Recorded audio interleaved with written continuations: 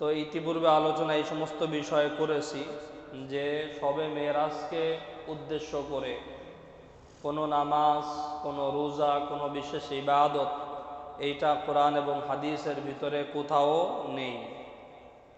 এবং মেরাজটা আসলে রাসূল সাল্লাল্লাহু আলাইহি ওয়াসাল্লামের কোন মাসে হয়েছে এবং কত তারিখে হয়েছে এটাও নির্দিষ্ট নয়। একাধিক মতামত আছে, 15 থেকে 20টির মতো মতামত আছে। রজব মাসের কথাও আছে যে রজব মাসে রাসূল সাল্লাল্লাহু আলাইহি ওয়াসাল্লামের মেরাজ হয়েছে, রজব মাসের একটা মতামতও আছে। এবং কোন তারিখে আছে এটাও নির্দিষ্ট না। মাসের কথা যেমন ভিন্ন ভিন্ন আছে, তারিখগুলার ব্যাপারেও ভিন্ন ভিন্ন মতামত আছে। রজব মাসের 1 তারিখের কথা আছে, আবার কোনো বর্ণনায় 5 তারিখ, আবার কোনো বর্ণনায় রজব মাসের প্রথম সপ্তাহের ভিতরে হয়েছে, আবার আরেকটি বর্ণনার ভিতরে 27শে রজবের হয়েছে। এটাও কি আছে? বর্ণনা আছে, তবে একটাও কি নয়, শিওর করে শিওরিটি দিয়ে বলা সম্ভব না।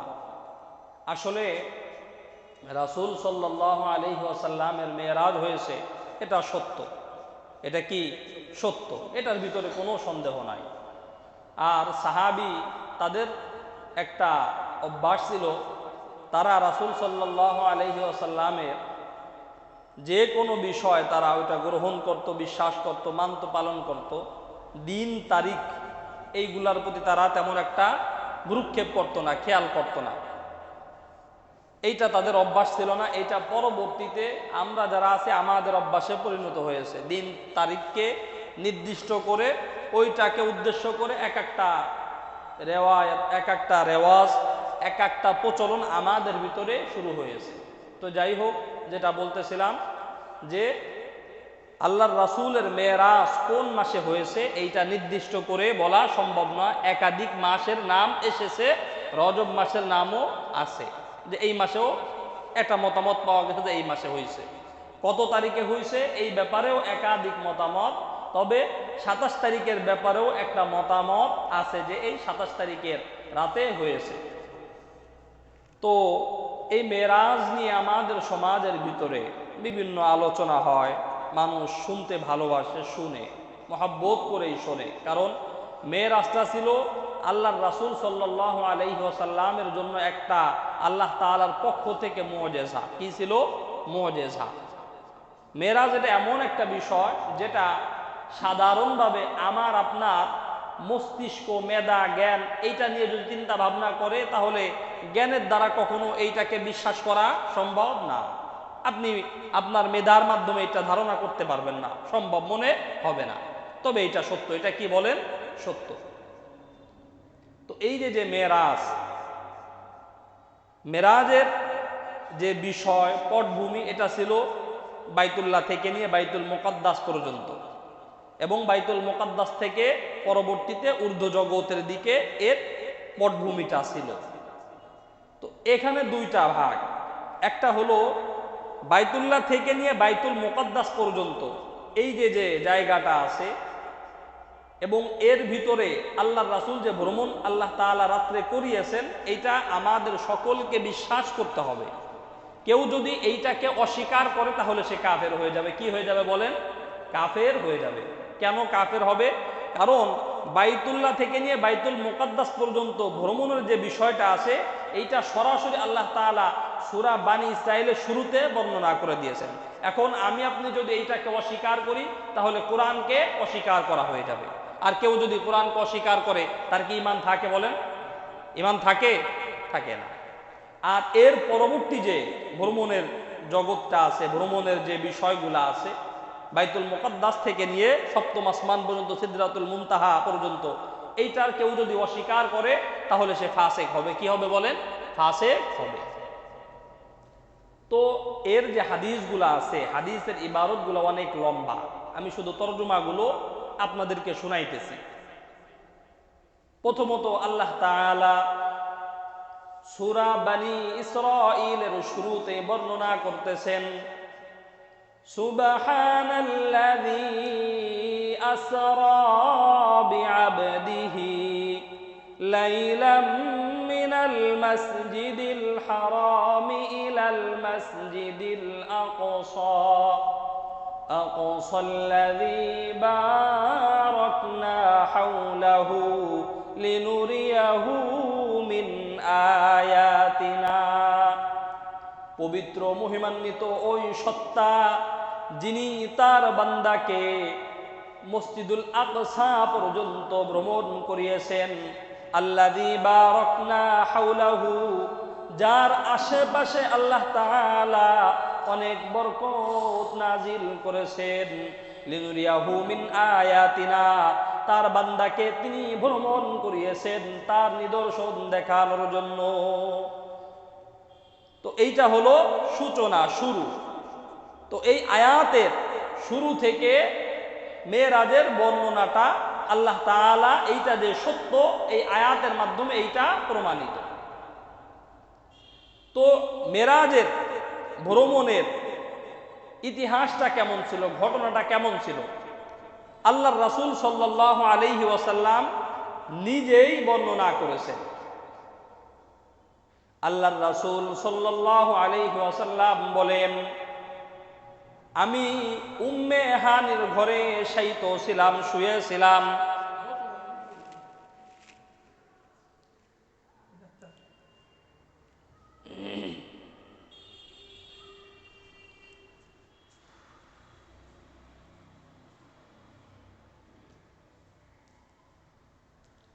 আল্লাহর রাসূল সাল্লাল্লাহু আলাইহি ওয়াসাল্লাম তিনি বলেন, আমি উম্মে হানির ঘরে শায়িত ছিলাম। হঠাৎ আমি দেখতে পেলাম উম্মে হানির ঘরের ছাদটা একা একা ফাঁকা হয়ে যায়। এরপরে জিবরিল আমিন এবং মিকাইল অথবা ইসরাফিল, দুইজন অথবা তিনজন ফেরেশতা ওই ছাদের ফাঁকা জায়গা দিয়ে আমার নিকট আগমন করে। এরপরে আবার আমি দেখতে পেলাম ওই ঘরের ছাদের ফাঁকাটা আবার একা একা অটোমেটিকলি লেগে যায়। এখন আমার আপনার মনে প্রশ্ন জাগতে পারে, জিবরিল আমিন দরজা দিয়ে না এসে ছাদ ফাঁকা করে কেন আসলেন? মুহাদ্দিসিন ইকরাম বলেছেন, এর দ্বারা আল্লাহ তাআলা তার হাবিবকে জানিয়ে দিতেছেন যে, হাবিব, আজকে আপনার সাথে এমন এমন কিছু বিষয় ঘটবে যেই বিষয়গুলো অটোমেটিক একা একাই ঘটিত হবে, সংঘটিত হবে।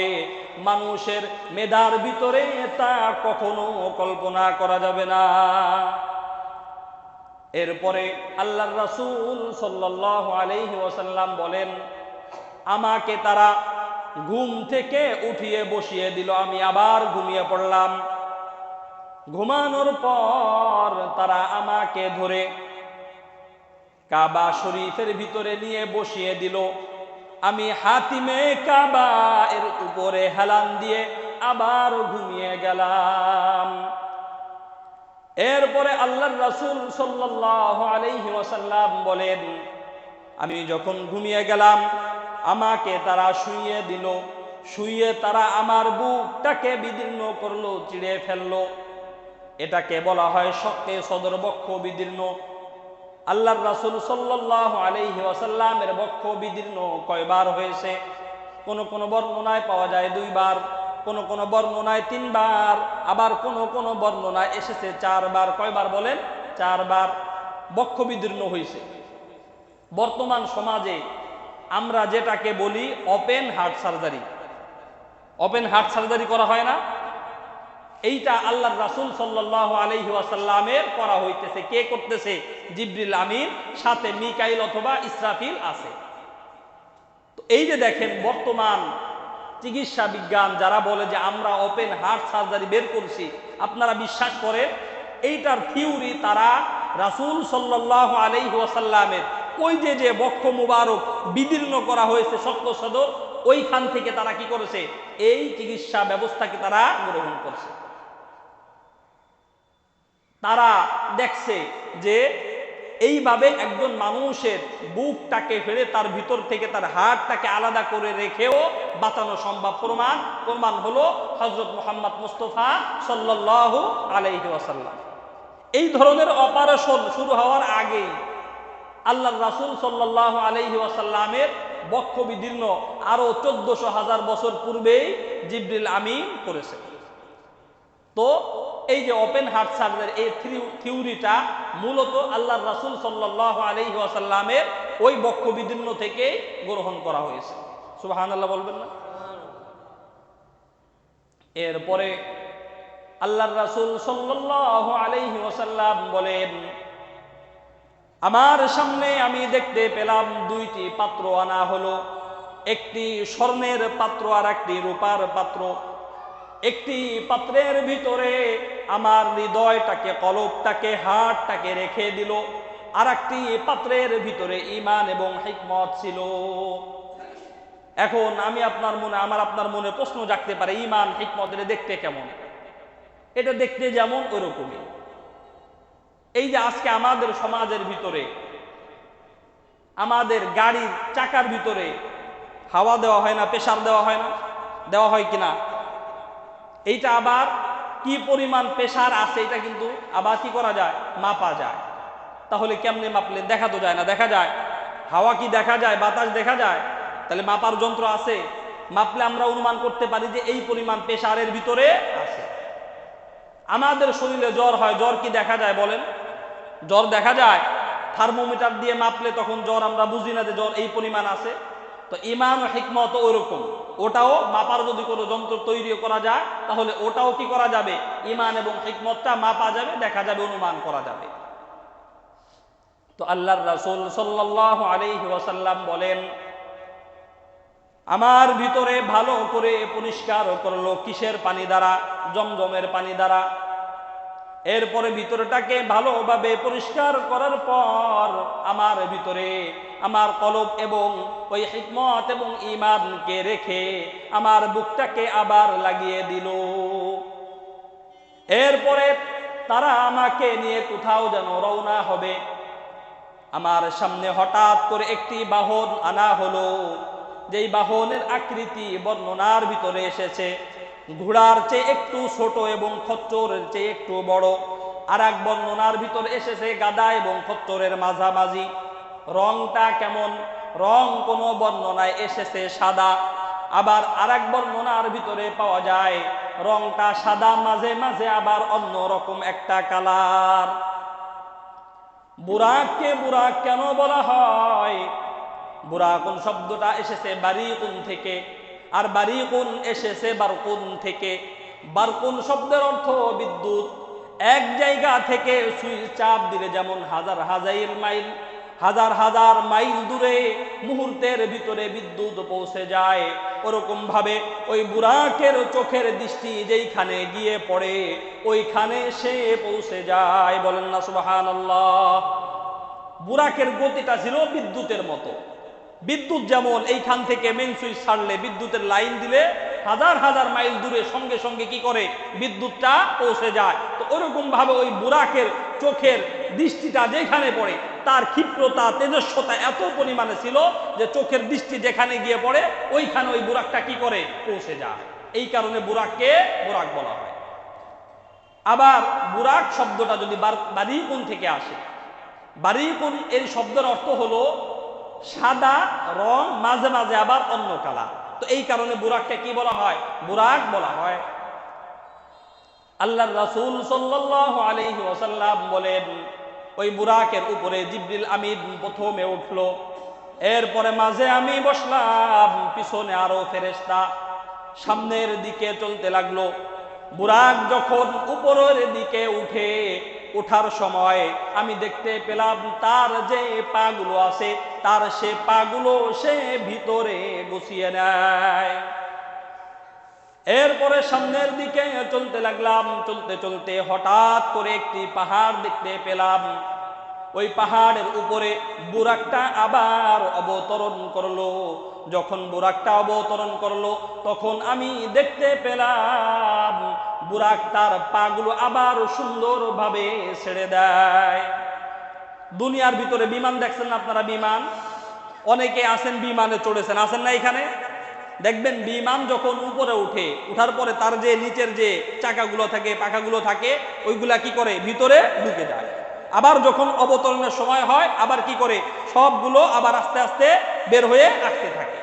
এই যে যে বিমানের যে বিষয়টা এরকম ভাবে উঠতে পারে, এইটাও রাসূল সাল্লাল্লাহু আলাইহি ওয়াসাল্লামের যে বাহন ছিল বুরাক, ওই বুরাক থেকে এটা কি করেছে তারা চিকিৎসা মানে রিসার্চ করে তারা এটা কি করছে বের করছে।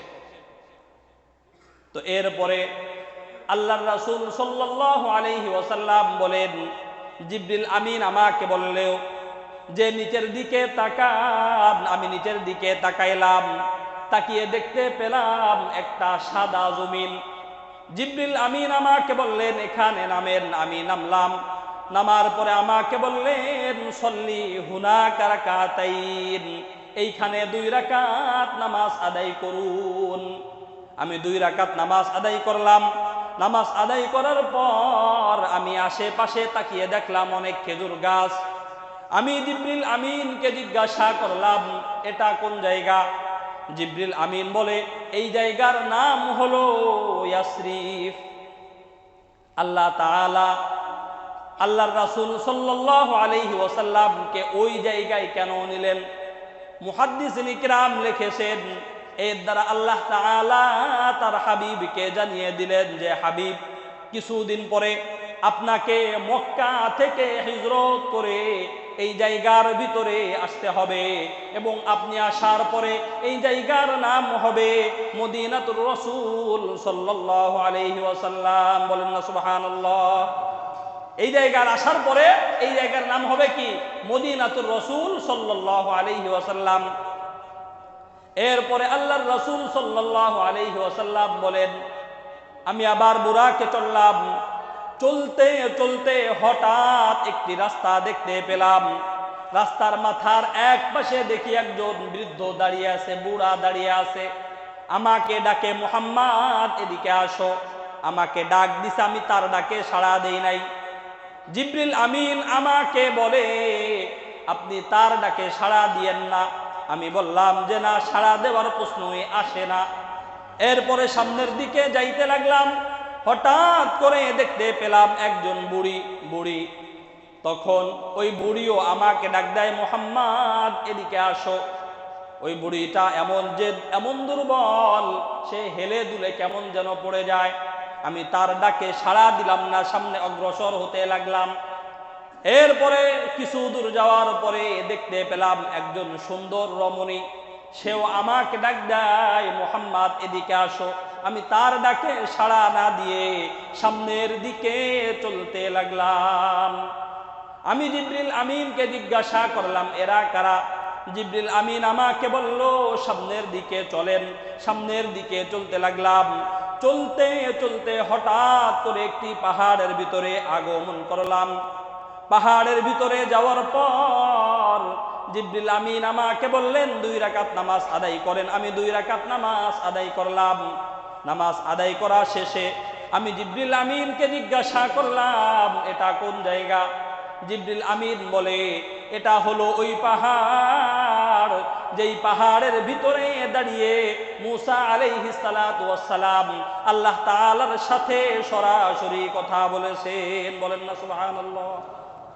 এটা হলো তুর পাহাড়, যেই পাহাড়ে দাঁড়িয়ে মুসা আলাইহিস সালাতু ওয়াস সালাম সরাসরি আল্লাহ তাআলার সাথে কথা বলেছেন। এরপরে আল্লাহর রাসূল সাল্লাল্লাহু আলাইহি ওয়াসাল্লাম বলেন আবার বুরাকে চললাম। সামনের দিকে যাইতেছি। যাইতে যাইতে হঠাৎ করে একটি জায়গায় বুরাকটা অবতরণ করলো। 2 রাকাত নামাজ আদায় করলাম। আদায় করার পর জিবরিল আমিনকে জিজ্ঞাসা করলাম এটা কোন জায়গা? জিবরিল আমিন উত্তর দেয় এটা হলো ওই জায়গা যেই জায়গায় আল্লাহ তাআলা হযরত ঈসা আলাইহিস সালাতু ওয়াস সালামকে বৈধ পন্থায় বাপ ছাড়া মায়ের মাধ্যমে দুনিয়ার ভিতরে পাঠিয়েছেন। বলেন না সুবহানাল্লাহ। ঈসা আলাইহিস সালাতু ওয়াস সালামকে আল্লাহ তাআলা কি করেছেন? বাপ ছাড়া বৈধ পন্থায় মায়ের মাধ্যমে দুনিয়ার ভিতরে যেই জায়গায় পাঠিয়েছিলেন এটা হলো সেই জায়গা। এরপরে সামনের দিকে চলতে লাগলাম। চলতে চলতে হঠাৎ করে আমি দেখতে পেলাম কে যেন আমাকে সালাম দেয়, আসসালামু আলাইকা ইয়া রাসূলুল্লাহ। আবার কোন বর্ণনা এসেছে আসসালামু আলাইকা ইয়া আউয়াল, আবার কে যেন বলে আসসালামু আলাইকা ইয়া আখির, আবার কে যেন ডাক দিয়া বলে আসসালামু আলাইকা ইয়া হাশির। আমি জিবরিল আমিনকে জিজ্ঞাসা করলাম এরা কারা? জিবরিল আমিন বলে সামনে চলেন। সামনে চলতে লাগলাম। চলতে চলতে আমি হঠাৎ করে দেখতে পেলাম একদল মানুষ, তাদের মাথাগুলো শরীরগুলো ক্ষত বিক্ষত, আঘাতে জর্জরিত, এবং তাদের মাথার কাছে একজন করে মানুষ দাঁড়িয়ে আছে। ওই লোকগুলোর মাথার ভিতরে, শরীরের ভিতরে আঘাত করতেছে। ওই আঘাতগুলো করার পর যখন তারা জখমুক্ত হয়ে যায়, রক্তাক্ত হয়ে যায়, আবার তাদের শরীরগুলো ভালো হয়ে যায়, আবার তারা আঘাত করে, আবার তারা রক্তাক্ত হয়ে যায়। আমি জিবরিল আমিনকে জিজ্ঞাসা করলাম এরা কারা? জিবরিল আমিন আমাকে বললেন সামনে চলেন। সামনে চলতে লাগলাম। চলতে চলতে হঠাৎ করে আমি একটা বড় ধরনের গর্ত দেখতে পেলাম, যেই গর্তের ভিতরে আগুন ধাউ ধাউ করে জ্বলতেছে। যখন আমি ওই আগুনের গর্তের দিকে তাকাইলাম, আমি দেখতে পেলাম ওই আগুনের ভিতরে একদল নারী পুরুষ উলঙ্গ অবস্থায় আগুনের ভিতরে পুড়তেছে, জ্বলতেছে। ওই আগুনের অগ্নি স্ফুলিঙ্গ যখন উপরের দিকে আসে, তখন ওই মানুষগুলো ওই আগুনের অগ্নি স্ফুলিঙ্গ সাথে সাথে ওই গর্তের মুখের কাছে কিনারায় চলে আসে। আবার যখন আগুন নিচের দিকে নেমে যায়, আবার ওই মানুষগুলোও নিচের দিকে চলে যায়। আমি জিবরিল আমিনকে জিজ্ঞাসা করলাম এরা কারা? জিবরিল আমিন বলে সামনে চলেন। এরপরে সামনে কত দূর যাইতে যাইতে আমি দেখতে পেলাম একটা রক্তের নদী, রক্তের সাগর। এই সাগরের ভিতরে একদল মানুষ হাবুডুবু খাইতেছে, সাঁতার কাটতেছে।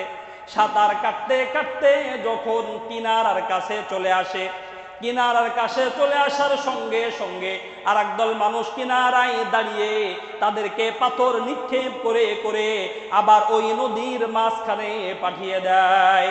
আমি জিজ্ঞাসা করলাম এরা কারা? জিবরিল আমিন আমাকে বলে এবার তাহলে শুনুন, ওই যে বুড়ি, ওই যে বুড়া আপনাকে ডাক দিয়েছিল, এ ছিল শয়তান, ইবলিস। আপনি এর ডাকে সাড়া না দিয়ে ভালো কাজ করেছেন। 2 নাম্বার, যেই বুড়ি আপনাকে ডাক দিয়েছিল, ওই বুড়িকে আপনি যে দেখতে পেলেন কেমন যেন সে হেলে দুলে পড়ে যায়, এইটা হলো আপনার উম্মতের বদ আমলের অবস্থা। অন্য এক বর্ণনায় এসেছে ওই বুড়ির মাধ্যমে আল্লাহ তাআলা তার হাবিবকে বুঝিয়ে দিয়েছেন যে দুনিয়ার হায়াত আর বেশি দিন বাকি নাই। 3 নাম্বার, যেই সুন্দর রমণী আপনাকে ডাক দিয়েছিল, ওই সুন্দর রমণী ছিল দুনিয়ার চাকচিক্য। আপনি ওই রমণীর ডাকে সাড়া না দিয়ে ভালো কাজ করেছেন। আপনি যদি ওই সুন্দর রমণীর ডাকে সাড়া দিতেন, তাহলে আপনার সমস্ত উম্মত নারীদের প্রতি আকৃষ্ট হয়ে যেত। আপনি সাড়া দেন নাই, এই কারণে যদিও আপনার উম্মতের ভিতরে একটি দল নারী ঘটিত গুনাহের ভিতরে লিপ্ত হবে, কিন্তু একদল মানুষ এমন হবে যাদের হৃদয়গুলো হবে আনাজিল। আনাজিল শব্দটা ইনজিলের বহু বচন। ইনজিলের মাধ্যমে যেমন বাস, ট্রাক, গাড়ি পরিচালিত হয়, ওরকম ভাবে ওই ইনজিল আনাজিলওয়ালা হৃদয়ওয়ালা মানুষগুলোর মাধ্যমে আল্লাহ তাআলা এই দুনিয়াকে পরিচালিত করেন, এবং আল্লাহ তাআলা এই দুনিয়াকে ধ্বংস করা থেকে হেফাজত করেন। বলেন না সুবহানাল্লাহ।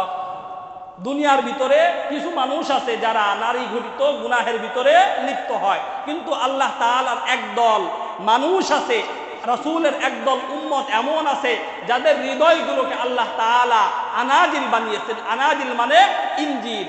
ইনজিলের মাধ্যমে যেমন বাস, ট্রাক, গাড়ি পরিচালিত হয়, ঠিক একইভাবে ওই আনাজিলওয়ালা হৃদয়ের অন্তর অধিকারী ব্যক্তিগুলোর মাধ্যমে আল্লাহ তাআলা এই দুনিয়াকে কি করেন? জারি রাখেন, পরিচালিত করেন। এই দুনিয়াকে আল্লাহ তাআলা ধ্বংস করা থেকে হেফাজত করেন। এই জন্য নারী ঘটিত গুনাহের ভিতরে আমাদের সমাজের আমরা যারা আছি, আমরা লিপ্ত আছি কিনা বলেন? আছি না? অনেক আছে, অনেক আছে। এরপরে আল্লাহর রাসূল সাল্লাল্লাহু আলাইহি ওয়াসাল্লাম বললেন, ওই যে আমাকে সালাম দিল এরা কারা? জিবরিল আমিন বলে, আপনাকে যে সালাম দিল তিনি আর কেউ নয়, তিনি হলেন আপনার বাবা ইব্রাহিম আলাইহিস সালাতু ওয়াস সালাম। এরপরে 2 নম্বরে আপনাকে যে সালাম দিয়েছে তিনি হলেন হযরত ঈসা আলাইহিস সালাতু ওয়াস সালাম। আর 3 নম্বরে আপনাকে যে সালাম দিয়েছে তিনি আর কেউ নয়, তিনি হলেন হযরত মূসা আলাইহিস সালাতু ওয়াস সালাম। বলেন না সুবহানাল্লাহ। এরা হলো আপনার বাবা ইব্রাহিম নবী এবং মূসা আলাইহিস সালাতু ওয়াস সালাম এবং ঈসা আলাইহিস সালাতু ওয়াস সালাম। এরপরে আল্লাহর রাসূল জিজ্ঞাসা করে, ওই যে লোক যাদের মাথাগুলো ক্ষত বিক্ষত আমি দেখতে পেয়েছি এরা কারা? তখন জিবরিল আমিন উত্তর দেয়, এরা হলো ওই সমস্ত লোক যারা দুনিয়ার ভিতরে নামাজ পড়ে নাই, নামাজ পরিত্যাগ করেছে, নামাজ বর্জন করেছে, তারা এই সমস্ত লোক। আল্লাহর রাসূল জিজ্ঞাসা করে, তাদের এই শাস্তি কতদিন চলবে? বলে কিয়ামতের আগ পর্যন্ত। বলেন না নাউজুবিল্লাহ। যারা নামাজ পড়ে না, অহেতুক কারণে নামাজ ছেড়ে দেয়, এদেরকে কিয়ামতের আগ পর্যন্ত এইভাবে শাস্তি দেওয়া হবে। মাথার ভিতরে, শরীরের ভিতরে পাথর দিয়ে আঘাত করা হবে, শরীর মাথা ক্ষত বিক্ষত হয়ে যাবে, আবার ভালো হবে, আবার আঘাত করতে থাকবে, আর এই শাস্তি কিয়ামতের আগ পর্যন্তই চলতে থাকবে। আল্লাহ তাআলা আমাদেরকে হেফাজত করুন, সকলে বলে আমিন। এরপরে আল্লাহর রাসূল বলে যে আমি যাদেরকে দেখলাম আগুনের গর্তের ভিতরে জ্বলতেছে এরা কারা? উলঙ্গ একদল নারী পুরুষ আমি যাদেরকে দেখলাম আগুনের ভিতরে জ্বলতেছে, পুড়তেছে, বলে এরা হলো ওই সমস্ত লোক যারা দুনিয়ার ভিতরে জিনায় লিপ্ত হতো, যারা অন্যায়ভাবে, যারা হারাম জায়গার ভিতরে তাদের চরিতার্থ করত, এরা হলো ওই সমস্ত লোক। দুনিয়ার ভিতরে কিছু মানুষ আছে না জিনাহের ভিতরে লিপ্ত হয়, নিজের ঘরে বউ রেখে অন্যের বউর কাছে যায়, আছে কিনা বলেন? আছে না? এরকম আছে কিন্তু।